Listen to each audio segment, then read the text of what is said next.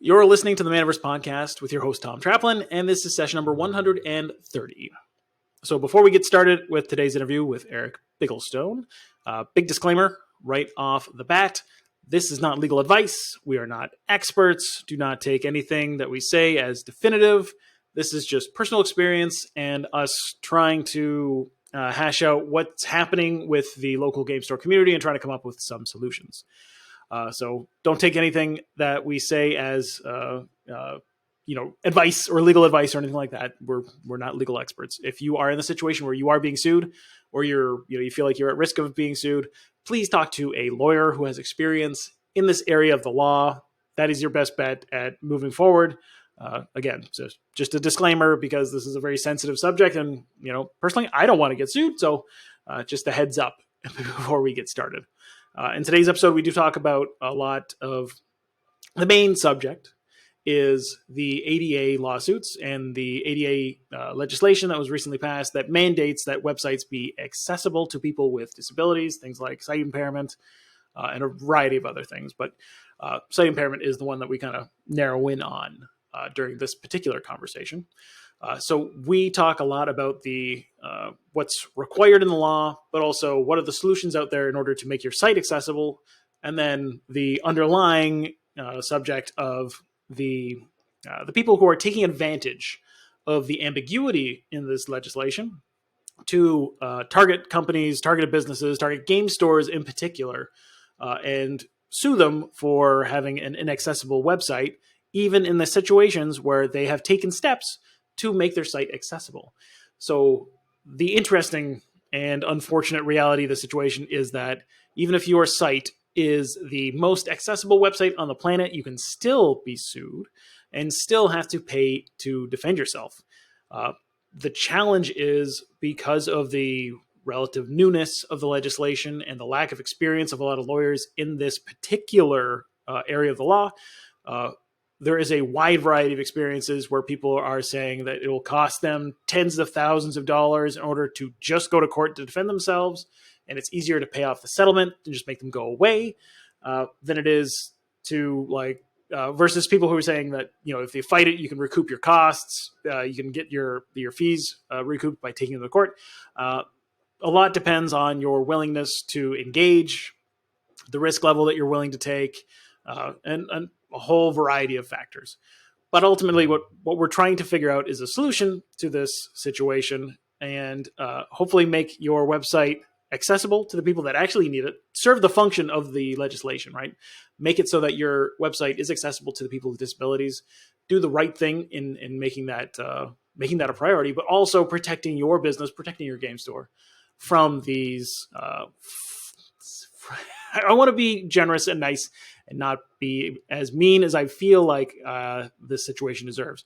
But these frivolous lawsuits that are taking advantage of these legal gray areas, and the way that Erik describes it in the podcast, and this is a quote from somebody else, but essentially these are legal extortion. So this is an area where if you need to protect your business because legislation demands it, but also because these lawsuits are floating around and nobody wants to go to court and nobody wants to get sued. So that's the goal for what we're doing today. This is the conversation that we have. We go into Erik's experience with dealing with this lawsuit over the last 12 months, how the settlement played out, how he discovered he was sued, how he discovered the nature of the plaintiff, and how they have been suing multiple companies under the same legislation. And there's a whole rabbit hole that we go into. It's a really interesting conversation. And hopefully it's very valuable to you as a game store owner, and you take steps to protect yourself. Speaking of taking steps to protect yourself, one of the tools that I recommend specific to this topic is Accessibility. So if you want to make your site accessible, there are basically two options.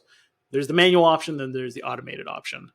The automated option is not perfect, but it does get you very close to the finish line, if not taking care of things entirely. A lot will depend on your platform, which we will discuss during the podcast. You'll find that out about during the middle.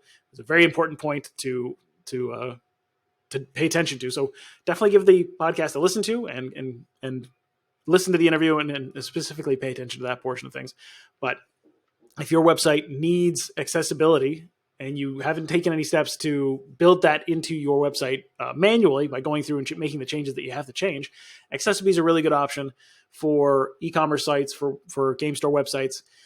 It's a widget overlay. It's one line of code. You put it in your website, and automatically within about 48 hours, the software, the AI software behind accessibility will scan your site, and it will determine all of the changes that need to be made. And the widget it functions as an overlay. So it's always available on your site.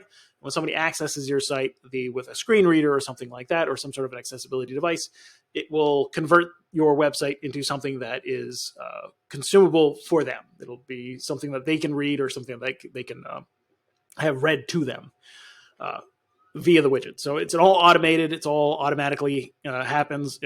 Whenever you add new pages to your site, it's automatically scanned and then converted so that it's still accessible. And it's a reasonably good option for most game stores out there, again, depending on the platform. But it's the one that I've had the most experience with. I like them. I've talked to them a lot. I've worked with them before in the past. And I feel like they're still the number one option, despite some of the limitations that hopefully we are trying to work out for the future. But that's all I wanted to say before we jump into the interview. This is a really important interview. I definitely recommend that virtually every game store in the US needs to be thinking about accessibility. Every game store that has a website as an online presence needs to be considering this as something important because there have been situations where game stores have been wiped out because of the lawsuits that have come out of this legislation. So it's very important that you pay attention to this. This is a really great interview, and I really want to thank Erik again for giving his time on a Sunday morning to tell this story, tell us his experience, and sharing some of the recommendations that we can use to protect each other. So with that said, let's jump into the interview with Erik Bigglestone. Welcome to the Manaverse Podcast. I'm your host, Tom Traplin, and this is the podcast where we explore what it takes to build a successful, friendly local game store. If you like what you hear on today's episode, make sure you subscribe to the podcast on whatever fine platform you're listening on. And if you're listening to this on YouTube, hit the like and subscribe button and leave a comment letting us know your thoughts. As always, you can find the notes and links mentioned in today's episode at manaversesaga.com, and that will be probably very relevant for this particular episode. I have with me one Erik Bigglestone, a past guest on the podcast. He was actually on the podcast way back in the day, episode 19, one of the first interviews I actually ever had. Thank you again for coming back on. And what are we talking about today? Let's get into the story. What's the topic of discussion at the moment? Well, the topic of discussion is digital accessibility. We are looking at how to make sure that your website is accessible to people with disabilities, most specifically folks who are sight impaired, and whether or not that's possible to the extent that the law wants it to be, whether or not that's possible to the extent that the international qualifications that are set up will make it possible, but also how you are open to a variety of lawsuits if it is not.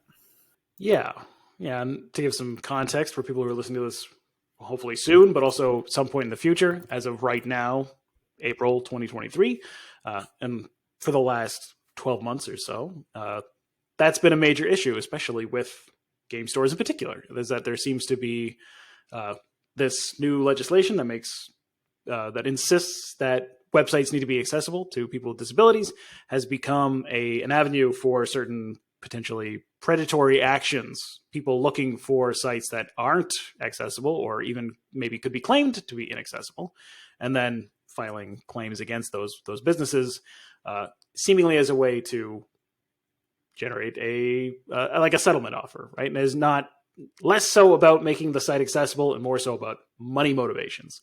Exactly. So what I was hoping to talk about today was not only how to make your site accessible, because I really do want to figure out a solution to this thing, something that works that actually is, functions as advertised, because I think it's a very important aspect of being online, but also how to protect your business, because this has been an ongoing problem. And, obviously you've gone through this experience. Right.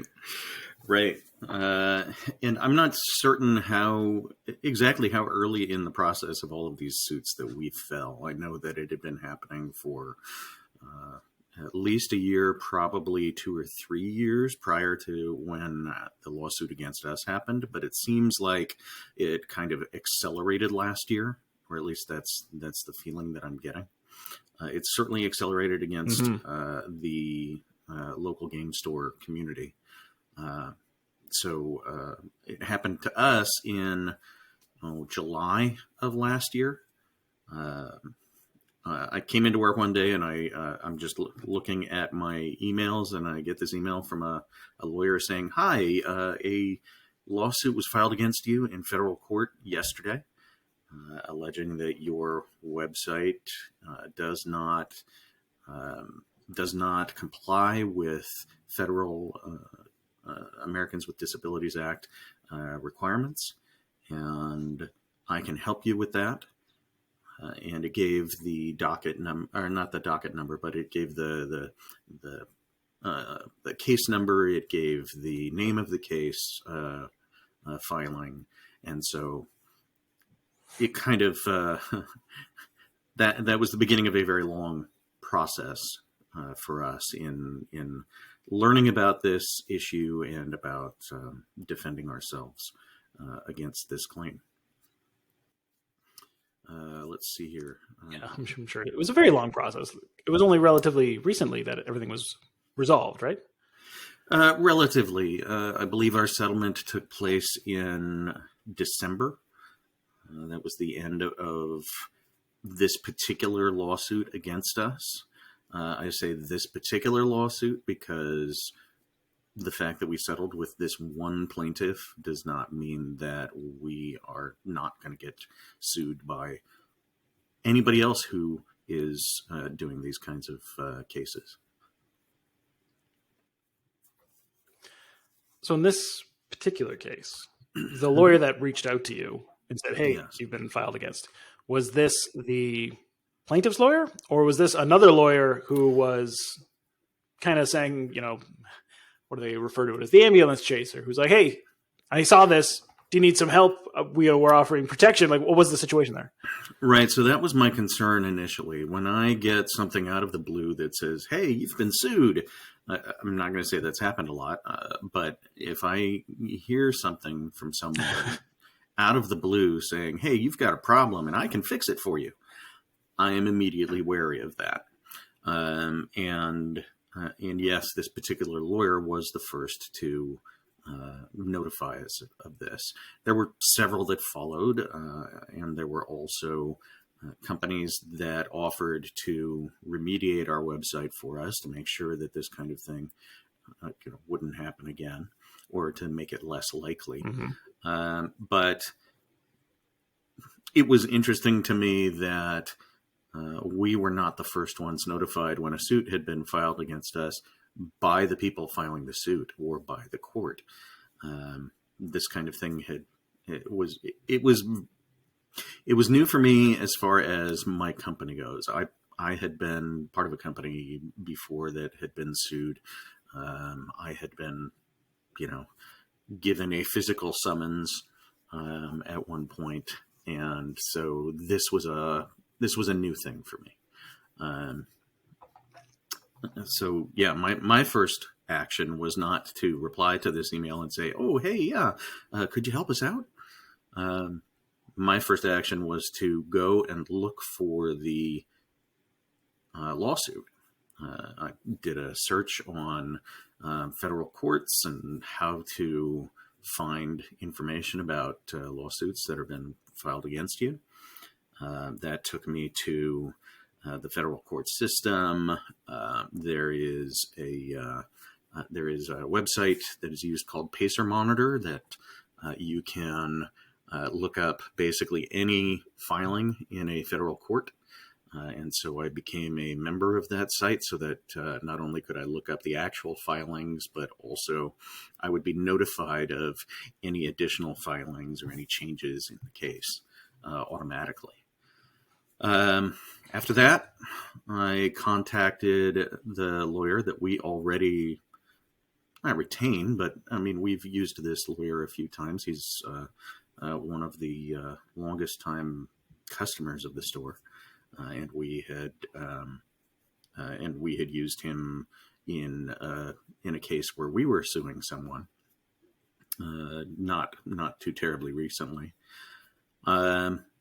and he was very open about the fact that this is not the kind of thing that he specializes in, and because it was filed in New York, he suggested that we speak with a friend of his who was a lawyer out there. And so I reached out to that lawyer, and while I waited on information from him, I was looking into cases of this nature. I was looking into accessibility, and my two business partners, Sean Gore and Gwendolyn Reza, who I had literally just made co-owners of the business just 2 weeks prior. They started looking into remediation, and if there was anything that we could do in the near term to, just as a quick, let's address this because we want to make sure that people can use our website, but also, of course, to show that we were taking this seriously. We're wanting to do something. Certainly not okay, let's do this one thing and everything will be fine. This was simply just let's get this rolling immediately. So I was working from home as they were back at the shop working on that kind of thing. So initially that was a good faith effort to show that you're trying to make the site more accessible. That initially it was not intentional. It was like, oh, thank you for bringing this to my attention. This should be a thing that we try to do. Right. Now, of course, as I was looking into it, though, I using the Pacer monitor and looking up the name of the plaintiff in the case, I discovered that there were two other game companies that had also had suits filed against them on the same day. One was a game store out here, reasonably local, and the other one was a game publisher. And so I reached out to both of them. I don't remember if I emailed or called them, but that day I reached out to both of those and said, hey, this has just happened. I noticed that you are also on this. Perhaps this is something we can talk about and maybe come up with a strategy together, that kind of thing. And that kind of led me down a road throughout the rest of the day of going back and forth between my normal business that I would be doing on a Friday and dealing with this all day. At some point, we got a call back from the lawyer that our lawyer had suggested. I spoke with him at some length. He made some suggestions as for immediate term, and then he said he was going to speak with the partners in the law firm that he worked for to check and see if this was a case that they would consider taking up.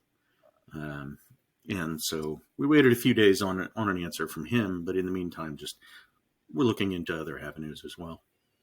You were in contact with the lawyer. Mm-hmm. You reached out to a few other people who were named by the plaintiff. So at that point, it maybe felt like the person was taking the opportunity, right? It wasn't just like, oh, I tried to interact with your site and I couldn't. I have a legal claim against you. Boom. It was like they were looking for opportunities, people who were vulnerable to this sort of claim. Exactly. And by the end of the day, I had found a website that monitors cases of this nature as well. and gave statistics on the number of cases that had been filed by certain lawyers, and discovered that the lawyer filing the cases on behalf of the plaintiff and ours over the past couple of years had gone back and forth with another lawyer as the number one in the country for filing these suits. And it seemed, just from the list of businesses, that they would basically pick an industry and file suit and file suit and file suit, and then move on to another industry.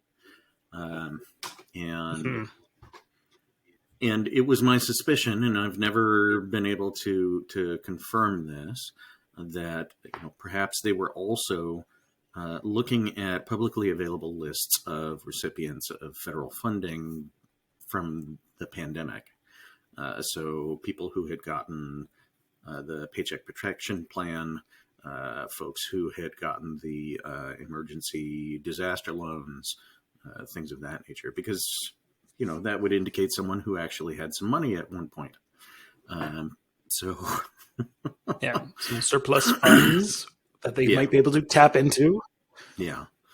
And then, quite frankly, I went looking for some information about the plaintiff as well, and came across a TikTok account for someone matching the name and the disability and the geographical location that they lived in.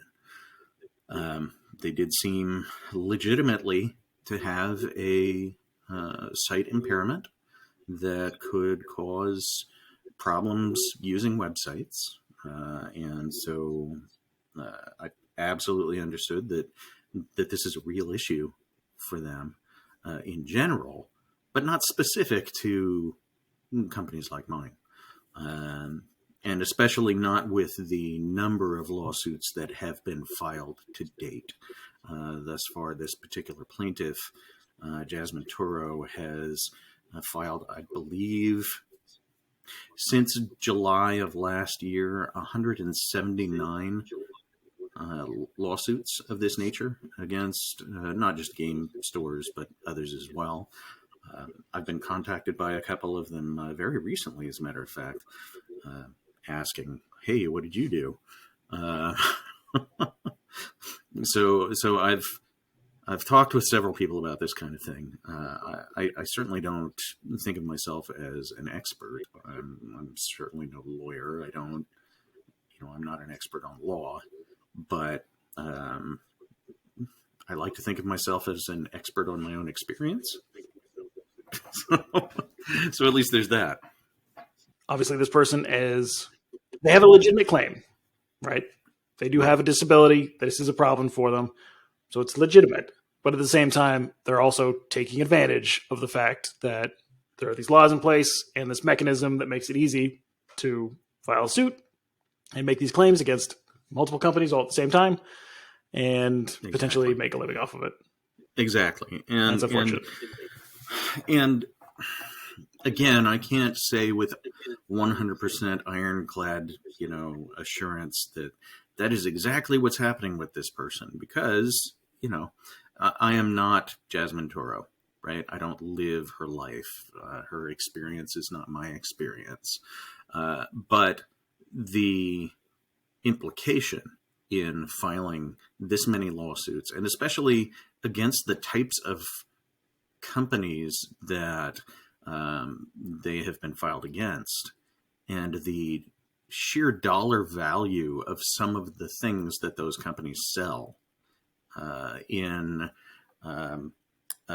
comparison to the life of the person who I watched on TikTok, it's all very suspect. As well as the sheer volume of lawsuits of this type that the lawyer in the case, that the plaintiff's lawyer, Mars Kanoff, has filed. It's all very suspect. and it's all very blatant. But it again skirts that edge of of legitimacy, I suppose. Yeah. It's a gray line, which is why we're having the discussion we are having, I believe. If it were more clear and more defined and the laws were black and white, it would probably be a lot easier to say, okay, this is what you need to do. You are covered, you're protected, you don't have to worry about it. Automatically throw it out of court because you can just say, well, here's my piece of paper that says I'm good. Case dismissed, right? The problem is the ambiguity with the situation as we're in right now. Yeah, and there's solutions. So much. After this point, you've got all this information. Right. So what happened after that? So what happened after that was, while I was working on finding all of this information, we signed up for this company called Accessiby. And what they do is they provide code that you add to your website that goes through and analyzes the website, determines what needs to be done to remediate it, to make it accessible to not just people with sight impairment, but a variety of other disabilities and afflictions as well. And then automatically goes through and makes some of the changes that are necessary. They provide a very comprehensive report. They provide a litigation packet that you can give to your lawyers in a case like this. And it puts a little widget on your website that a user can click on to engage services that will make adjustments, that will make accommodations for that person so they can use the website.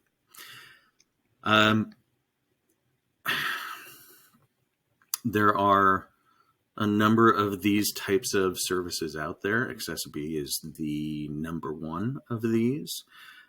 We signed up. I put the code onto our website, and things immediately began to go into motion. And by the end of the weekend, we were fully signed up. We had paid them for a year's worth of service, and they announced that our website had been fully, adjusted. One of the things that they offer is that they will have their software analyze the images on your website and add descriptive text. Now, descriptive text is one of the number one things in this whole process that is the cause of this issue. If someone cannot actually see the image for the product that you're selling, there is supposed to be descriptive text describing the image itself. Not necessarily the product, but the image that they are not able to see. And so Accessiby, in our discussions, said that was what their artificial intelligence does. It goes through, it analyzes those images, and then it adds descriptive text. Now, I have since discovered that really that only works when the platform that your website is on allows for that kind of thing to happen. The platform that our website is on, as a default, just uses the product name as the descriptive text. And Accessiby,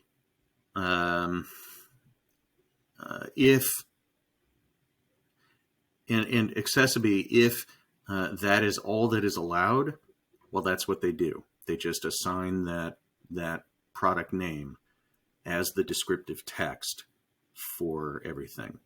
Now, what that doesn't do is give you any kind of nuance. It doesn't tell you size. It doesn't tell you, okay, here is a picture of two children playing the game. It doesn't give any of that. And per the WCAG guidelines, exactly. So that's kind of a red flag that, again, we only discovered later on as we were going through this whole process. What was the platform? Just curious. Platform is Lightspeed. Lightspeed Okay. provides retail point of sale solutions, inventory management. It can serve as a website platform or an e-commerce platform. They have a number of different services that they provide to different retail level companies. We've been using them since October of 2019. And again, unfortunately, this was just something that had not, quite literally, we hadn't prioritized it, the accessibility of our website.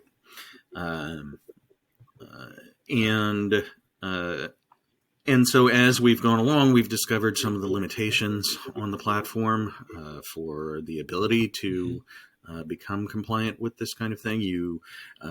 They provide just kind of a baseline. Here is a platform that your items can be sold upon.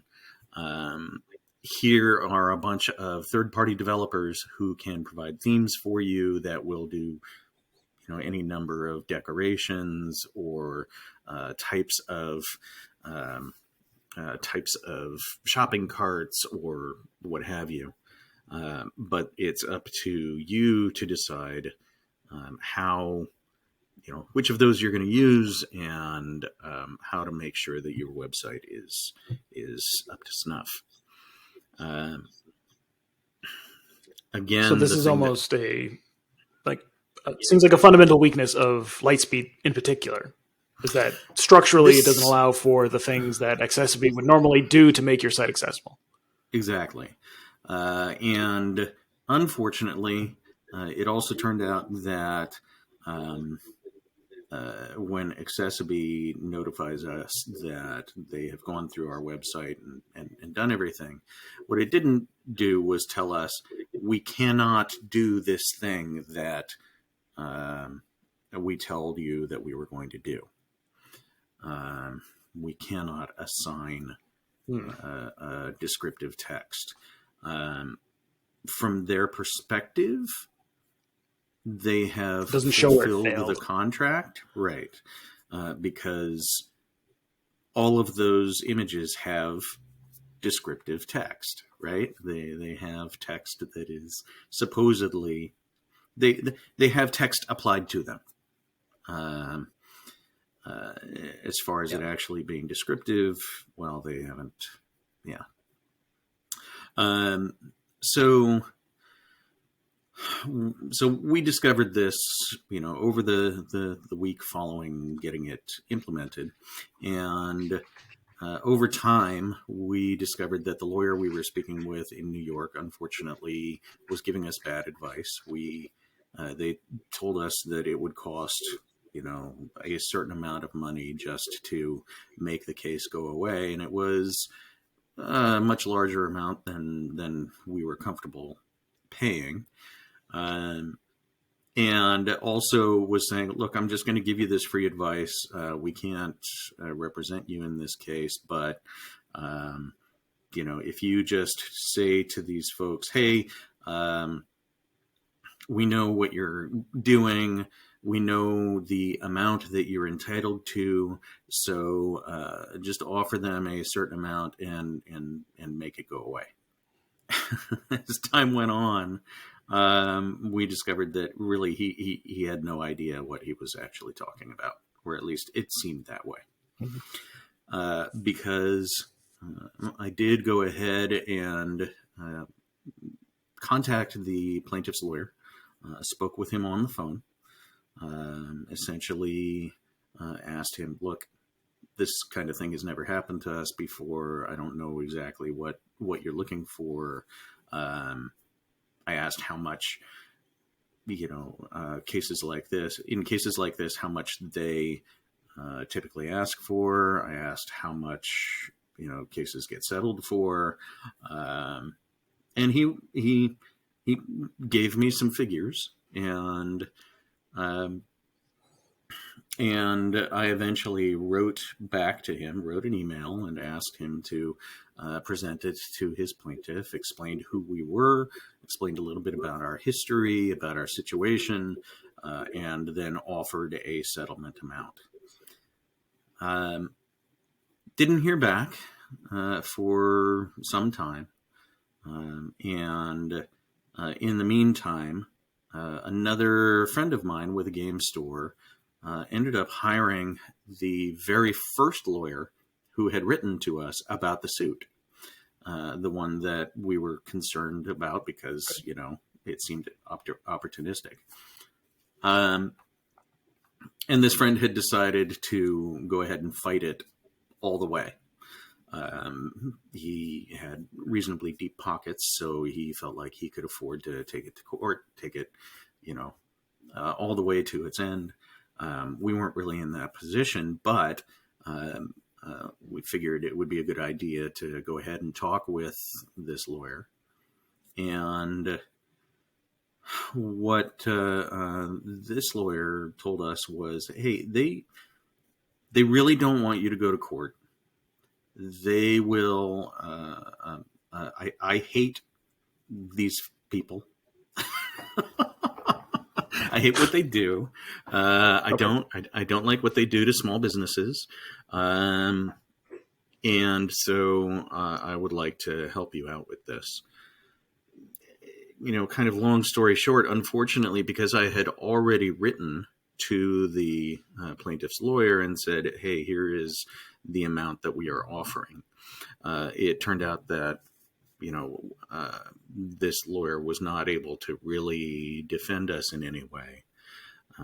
And so he ended up helping us with writing doing the filings and then writing the settlement agreement. Once the plaintiff's lawyer had agreed upon the amount that I had offered. Now, I can't talk about what the settlement amount was, but all told, all of the fees that we ended up paying, both to our lawyer for helping us with all the filings and everything, all of the remediation that we had done thus far, all of the just downloading and printing all of the filings from the Pacer Monitor website, all of that ended up being about $7,500 total. And that was just getting the suit to go away and putting in a Band-Aid on the website. We also looked into actual remediation companies that could do something substantial to ensure that our website was usable by those with sight impairment. And we decided to go with one company that will cost approximately, I think the amount that was quoted was somewhere around $7,500 as well. And that's to get a year's worth of audits, of detailed notifications of the kinds of things that need to be done to get the website fully accessible, some help with making sure that work gets done. There were other services that offered that at a little bit less, but these folks take a very hands-on approach, and so I wanted to make sure that that it was done well, as opposed to being done quickly and incompletely, as we have had happen thus far. That then got put on hold because of our own financial situation, because of the holidays. We just couldn't prioritize it at that point, that the lawsuit was being dismissed, or not dismissed, but it was being settled. And that then became, after the holidays, is when we discovered the limitations to our web platform. And that even with this company's help, we were not, in our current state, going to be able to get our website to a good level. At this point, what it looks like is we are going to have to find a developer who can either work with Lightspeed's existing platform and do some very customized work on a theme for our site that will cost a very large amount of money because it'll be such customization, or find another platform, move away from Lightspeed to someone to someplace that actually allows for real compliance. Do you have recommendations? Did they say which platforms might be suitable for that sort of thing? So it really depends. It really depends on the developer that you choose. It depends on the platform that you choose. There are some Shopify platforms that'll work.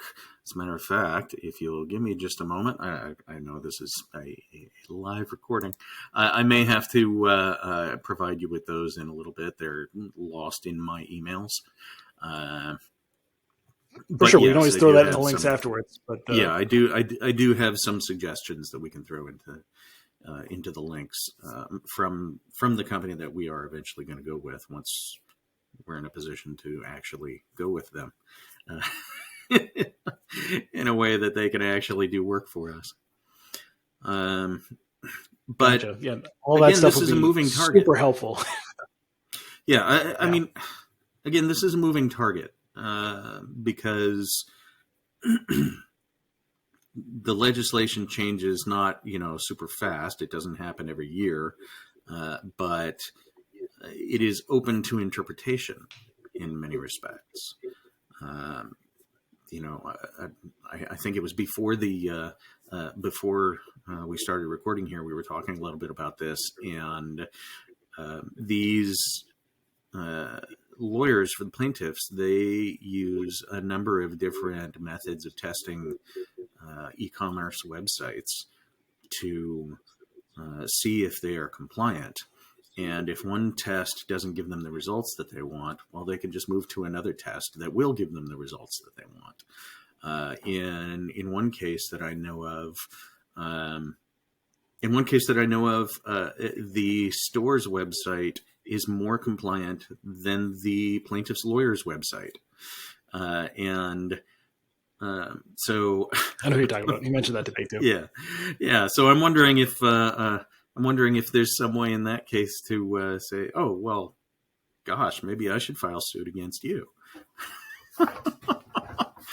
Yeah, maybe. Let's trade. Yeah, I mean, the frustrating thing for me is that there is a group of people out there who are not able to use my website, that I have discovered cannot use it in any meaningful way. And sure, they could call me, right? They could call our store and say, hey, do you have X, Y, and Z? But they shouldn't have to do that, right? They should be able to use my website just the same as anybody else. And the law is on their side to make sure that can happen. But the available tools to make that happen, there doesn't seem to be much in the way of any real motivation for the big actors in internet commerce. If I wanted, I could host my own website. I could build my own website server, and I could do everything from the ground up. Yeah. And that would cost me tens of thousands of dollars, maybe more than that. and then I could get it to where it should be. And then I'm still going to get sued anyway, because we're in this legal limbo where these folks can sue whether or not they actually have any standing, whether or not they have any actual real interest in the product that you're selling. So that's the frustrating thing for me is people who are taking advantage of this to the detriment of the folks who actually need it.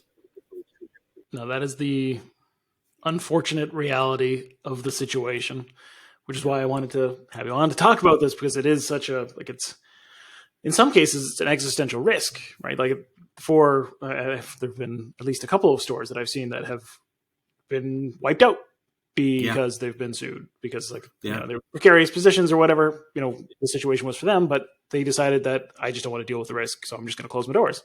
And that's really unfortunate, right? Because those communities are gone. All those hopes and dreams from the business are wiped out, and that's just not a good place to be. But then there are plenty of game stores that are doing all that they can to try and make their site accessible, to try to be this, you know, inclusive, welcoming space for people, and they're still being targeted.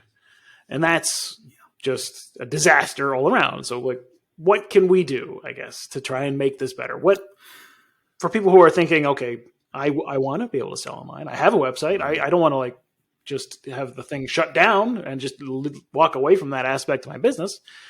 But I also don't want to be vulnerable, right? I don't want to have to, how can I mitigate as much of this risk as possible? Well, where are you at this point? I know you're in a unique situation, but what would you say to these people? Sure. My suggestion is get out ahead of this, right? If you are serious about wanting to make sure that people can use your website, and even if your primary goal is to make sure that you don't get sued, or if you do get sued, that that it doesn't destroy you, get out ahead of it. Reach out to remediation companies. Like we said, we'll put some options in the link there, or in the we'll put some links out there so that you can look into them. But the most important first step that you can take is actually taking that step. It's actually reaching out to remediation companies and saying, look, I want to make sure that this works for people, because they can then tell you, okay, we can help you with this. Some of them will be very open and say, we can't help you with this as things stand on your current platform. Here are some suggestions for other platforms that you could use. But really, the most important thing you can do is make the time for it. That's hard. That is one of the hardest things, right? Prioritizing. Prioritization is a particularly difficult thing for me. I have ADHD. I have a number of other stressors in my life, but everybody has stressors in their life, and so it's hard for me to extemporize. Do X, Y, and Z. Take this step, then take this step, take this step, and that's why I rely on. That's why I rely on going back through my search history and going through the links that I have.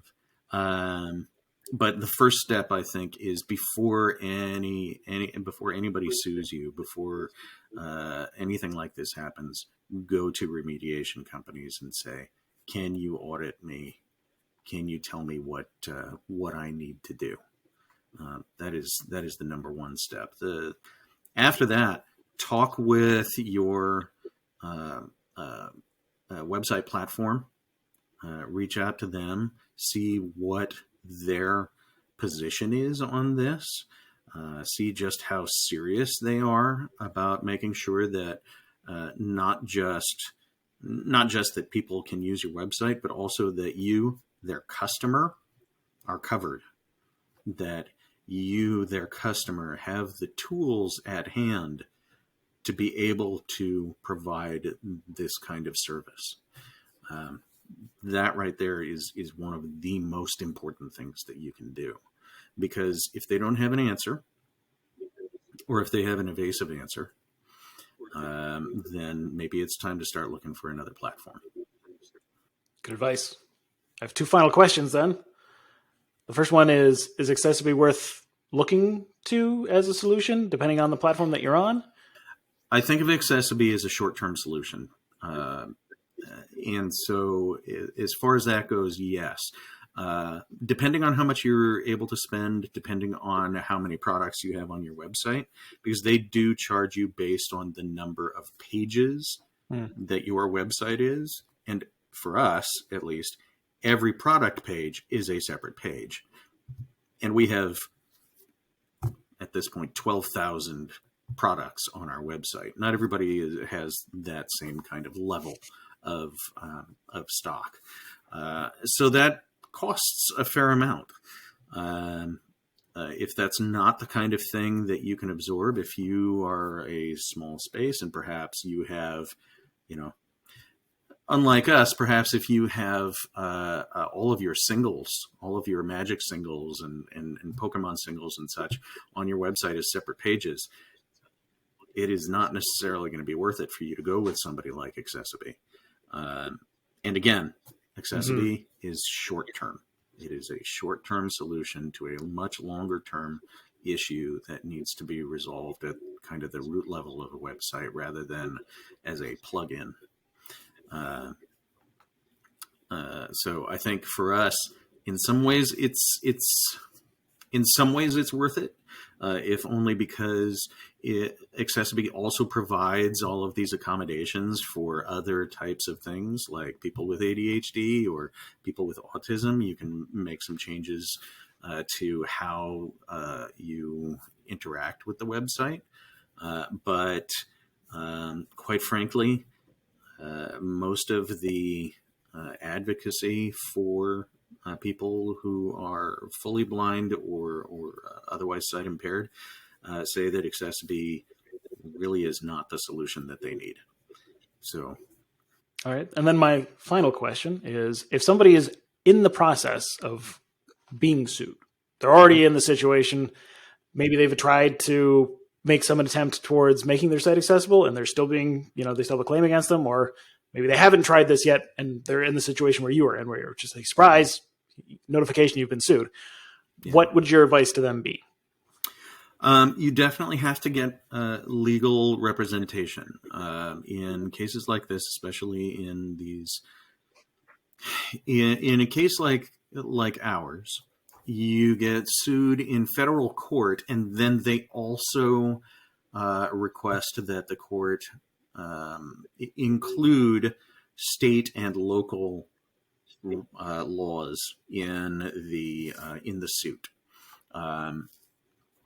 I don't remember the technical term for it, but it's essentially allowing the federal court to judge those other jurisdictions. And they specifically do this in New York because New York offers New